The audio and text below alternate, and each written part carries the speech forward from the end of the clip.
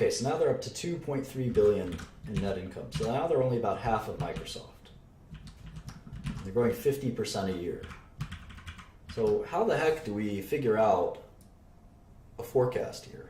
It's actually remarkably different from any other way. And you can't just do a placeholder.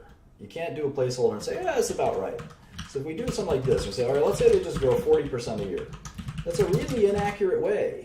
It's an extremely inaccurate way. And you should never even feel that comfortable doing it, but only when you're dealing with constant growth rates could you even feel remotely comfortable doing that. So we'll sort of do it like that for a second.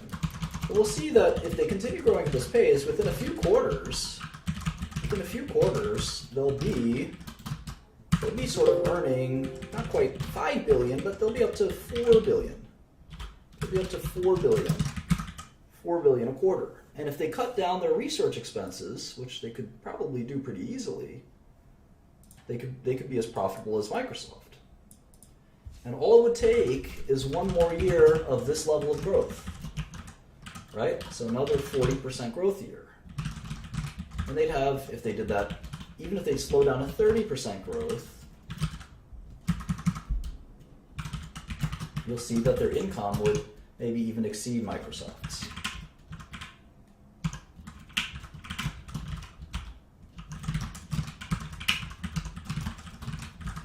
But that's not how you value or watch growth companies like this. I'll show you how I would do it. It's quite different.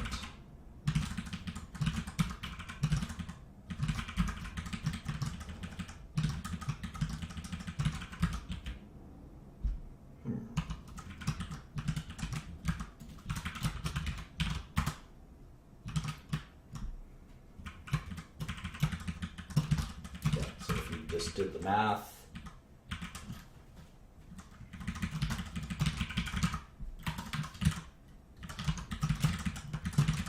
they could have 23 billion in earnings in 2019, which is just as much as Microsoft. But that's also assuming they grow like a weed.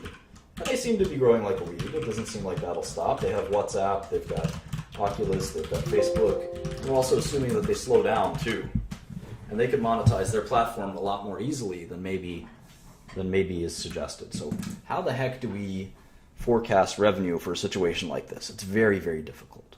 I actually think this is probably one of the least done and best, I wouldn't say best kept secrets on Wall Street, but it's at least my method it's not well taught. So let me do that in a second. I have to use the restroom, so this might be an abridged version. But in essence, we have to sort of think about monetization of user bases. So what we want to know is, what is Facebook's user base and how much money are they making per user? And I don't think that's that hard to figure out. So what we'll do is we'll go to Facebook. Well, I won't go to my Facebook. Let's go to Facebook Investor Relations. Facebook Investor Relations. That's investor.facebook.com. Here it is.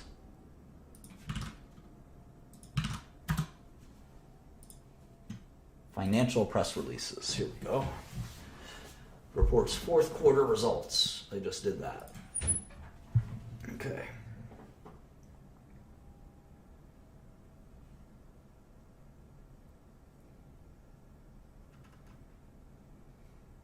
You can see all of their revenue is from advertising.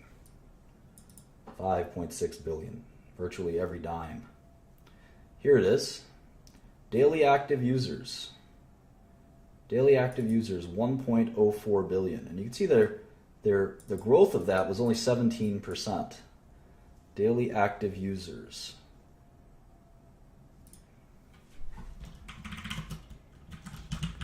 DAUs.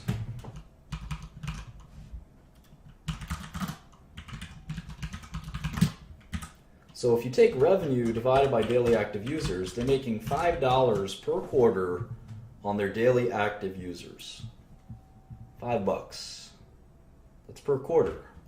So annually, Facebook makes 22 bucks off of you. Makes you feel kind of cheap, huh? 22 bucks. What does it cost? What does it cost to have cable? What does it cost to have cable? Well, it's more than 20 bucks a year It's probably what, $1,000 a year, more, and you probably would rather give up Facebook than cable, or cable than Facebook, I should say. They're pretty close. Think about the value you receive in life. Value you receive in life from the things you like. Facebook makes you pay, they're basically asking you to pay $22.60. Cable, cell phone. In fact, a lot of people, the only reason we have cell phones is to go on Facebook, right? So if you think about this, Facebook is quite a good value. You don't pay for it. You pay for it by watching some ads, right?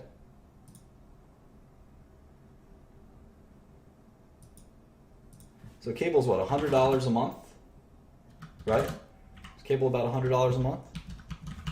So it's about $1,200 a year. Is that about right? Maybe more. What other things do we, what's your cell phone bill, roughly?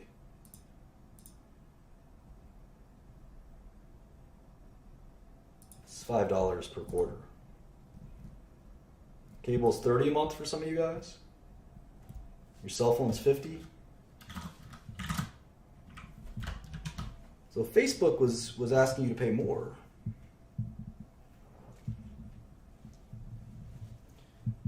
And they just charged you through ads. I think they could probably get that pricing through. And we'll talk about this in a second. What's interesting is you can see that the growth in their users is less than their revenue growth. The revenue growth is 52%. The user growth is 17%. What does that mean? What does that mean? What can we infer from this?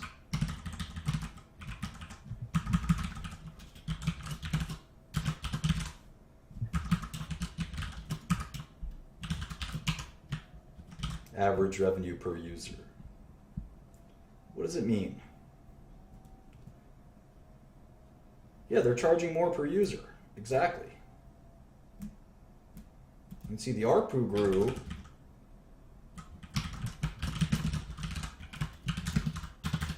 Average revenue per user grew.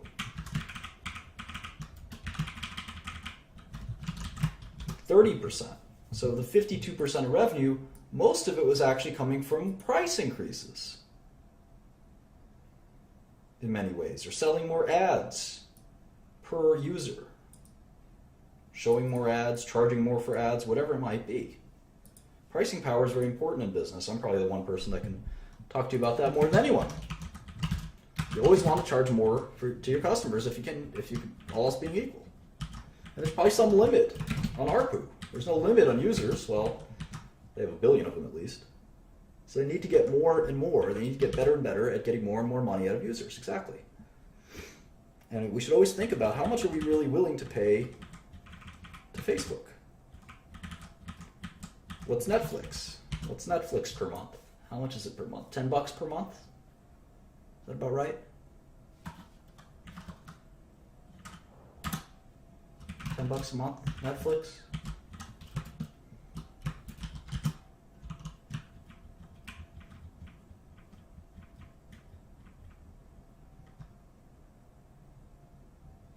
So Facebook is still a sixth of what Netflix costs in some ways. It almost feels like for Facebook that we should get it for free, right? It's just a way to think about it. So let's say, for argument's sake, this is going to be a little bit of a crazy analysis. So I'm not going to forecast using that just by saying, well, let me multiply this by 40% and then 30% and then 20%. That's a really dumb way to forecast anything. Let me instead say Facebook's not going to change a lot in average users. I think more or less that'll stay the same. More or less that'll stay the same.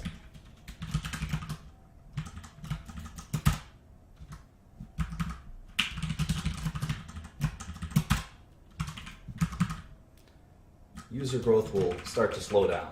There's only so many people who want to be on Facebook, right?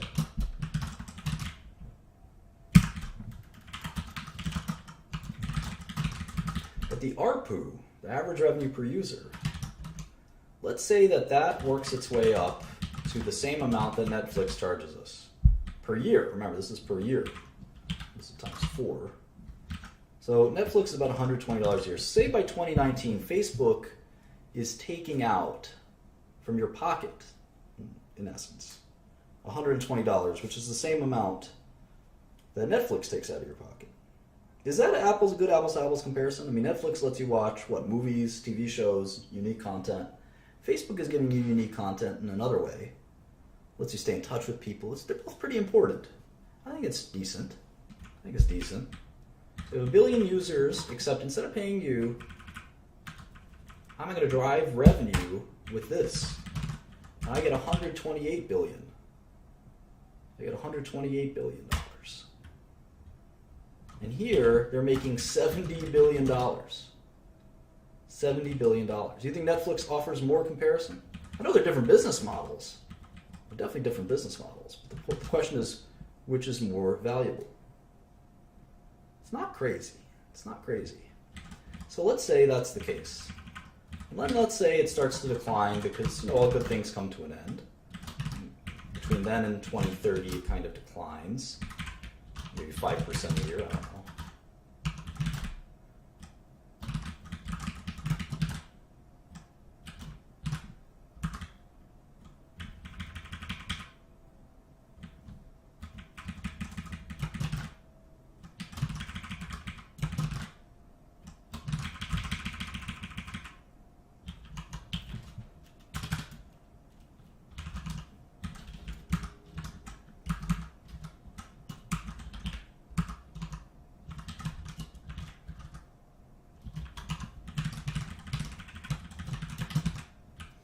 What the net present value of this is.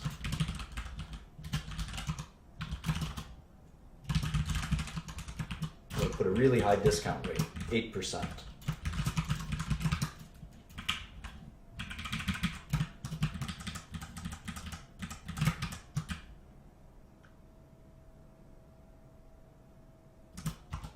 They're not going to charge users, but the point is they're monetizing the users.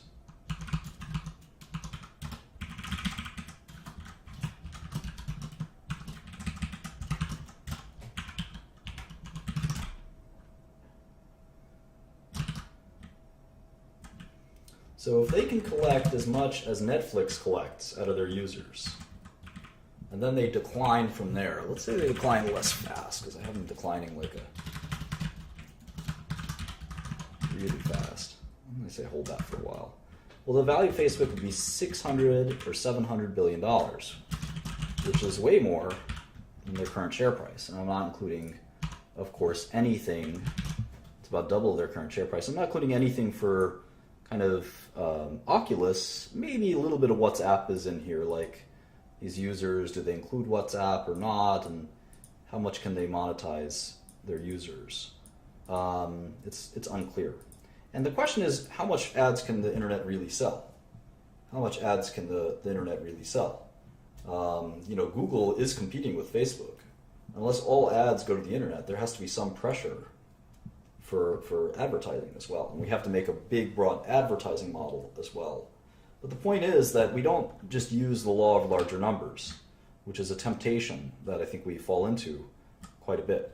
The smarter thing to do is to try to use things like users and dollars per users to try to drive revenue and get a more sophisticated understanding of how to forecast revenue accurately. And so you see I have mobile users, monthly active users is 1.6 billion. I think monthly active users are not nearly as valuable as dailies, obviously.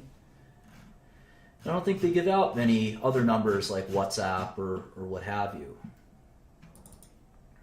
But it's still a pretty interesting way to kind of forecast. And again, this is the first time we take our revenue as a function of two other variables.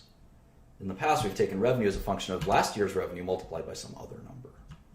So there's a lot more we can do here. And again, I don't know that they can get, let's say they get to half of where Netflix is at in terms of customer monetization. And then they grow with just plain old inflation. This is still a business that will grow quite a bit faster than where they're at. or the stock is actually very cheap. So it's possible that Facebook is actually the cheapest stock of all, even though the EV to earnings